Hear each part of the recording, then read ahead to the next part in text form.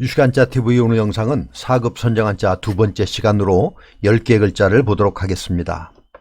일어날 기를 보겠습니다. 일어날 기는 달릴 주와 몸기의 합자입니다. 몸기는 상체를 구부리고 꿇어앉아 있는 사람의 모습을 그렸습니다. 일어날 기는 꿇어앉아 있는 사람이 가기 위해 일어나다의 의미입니다. 일어나다, 일을 시작하다의 의미입니다. 기립은 일어나서 서는 것을 말하며 야기는 무슨 일이나 사건 따위를 일으키는 것이고 칠전팔기는 7번 넘어져도 8번 일어난다 하는 뜻으로 실패를 거듭하여도 굴하지 않고 다시 일어서는 것을 의미하며 기사회생은 죽을 뻔하다가 살아나는 것을 말합니다. 말두를 보겠습니다. 말두는 곡식이나 물을 푸는 국자를 본떠 만든 글자입니다. 각골문과 소전의 모습입니다. 한 말은 18리터의 양이고 10대에 해당합니다. 한 대는 1.8리터이고 10홉에 해당합니다. 한 홉은 180ml이고 종이컵 한 컵의 분량이고 소주 한 병은 2홉입니다. 한 홉은 성인 남자가 한 번에 보통 마시는 물의 양입니다. 그래서 말두는 말, 국이, 국자 등의 의미입니다. 두주 불사는 말술도 사용하지 않는다는 뜻으로 주량이 매우 큰 것을 의미하며 북두칠성은 북쪽에 있는 국자 모양을 이룬 7개의 별을 말합니다. 같이 한번 써보도록 하겠습니다.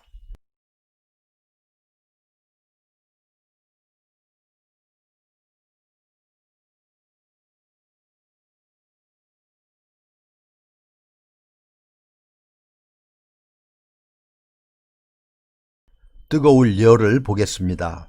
뜨거울 열은 벌릴 열과 불화가 합해진 글자입니다.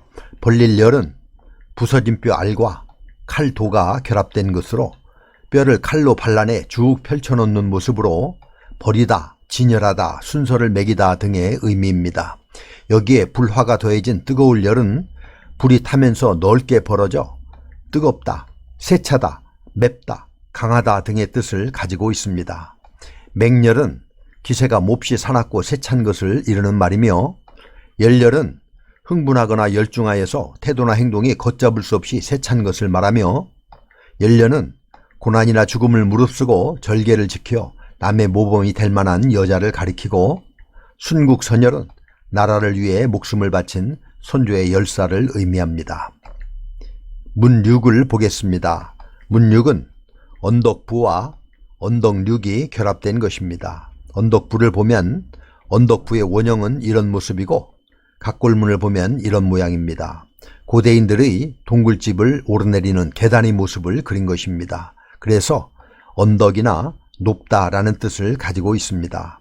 그런데 고을읍의 간략형도 이런 모양으로 똑같은 모양의 글자입니다.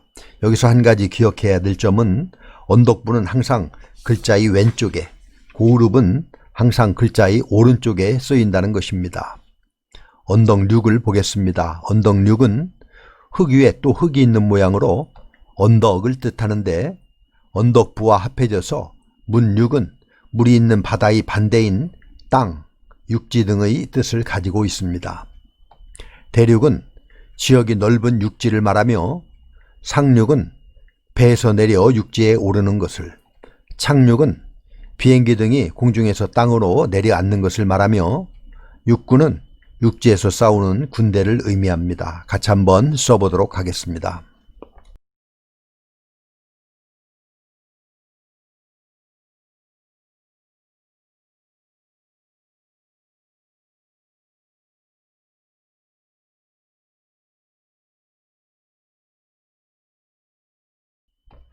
토끼묘와 뱀사를 보겠습니다. 토끼묘는 12지지의 네 번째이고 뱀사는 6번째입니다. 12지지는 10천관과 더불어 60갑자를 이룹니다. 천간지지를 줄여서 간지라고 부르는데 간은 몸체이고 지는 가지를 나타내고 있습니다. 12지지는 자, 축, 인, 묘, 진, 사, 오, 미, 신, 유, 술, 해이며 토끼묘는 네 번째 지지로 토끼를 의미하고 뱀사는 6번째 지지로 뱀을 의미합니다. 묘시는 오전 5시부터 7시까지를 말하며 사시는 오전 9시부터 11시까지를 말합니다. 을사조약은 1905년 을사년에 일본이 우리나라의 외교권을 박탈하기 위해 강제로 체결한 조약입니다. 같이 한번 써보도록 하겠습니다.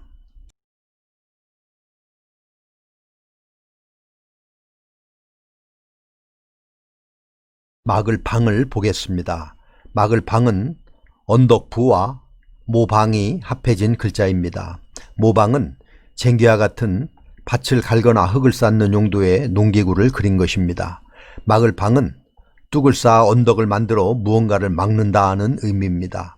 막다, 방어하다, 회방하다 등의 의미입니다. 방어는 적이 침노하는 것을 막아내는 것을 말하며 예방은 질병이나 재해 따위를 미리 대처하여 막는 것을 뜻하며 방역은 전염병의 발생을 미리 막는 것을, 중구난방은 여러 사람의 입을 막기 어렵다 하는 뜻으로 막기 어려울 정도로 여럿이 마구 짓거림을 이루는 말입니다. 변할변을 보겠습니다. 변할변은 실사와 말씀언, 실복이 합해진 글자입니다. 변할변은 옛날에 주술적인 의료행위에서 나온 글자입니다. 몸에 든 악기를 쫓아내기 위해서 술장식에 달린 나팔을 불며 병자를 때리는 주술의식을 나타낸 글자입니다. 변하다, 고치다, 재앙 등의 의미입니다. 변경은 바꾸어 고치는 것을 말하며 변화무쌍은 세상이 변하여 가는 것이 더할 수 없이 많고 심함을 뜻하며 임기응변은 그때그때 처한 뜻밖의 일을 재빨리 그 자리에서 알맞게 대처하는 일이며 조변석계는 아침 저녁으로 뜯어고친다 하는 뜻으로 계획이나 결정 따위를 자주 바꾸는 것을 이루는 말입니다. 같이 한번 써보도록 하겠습니다.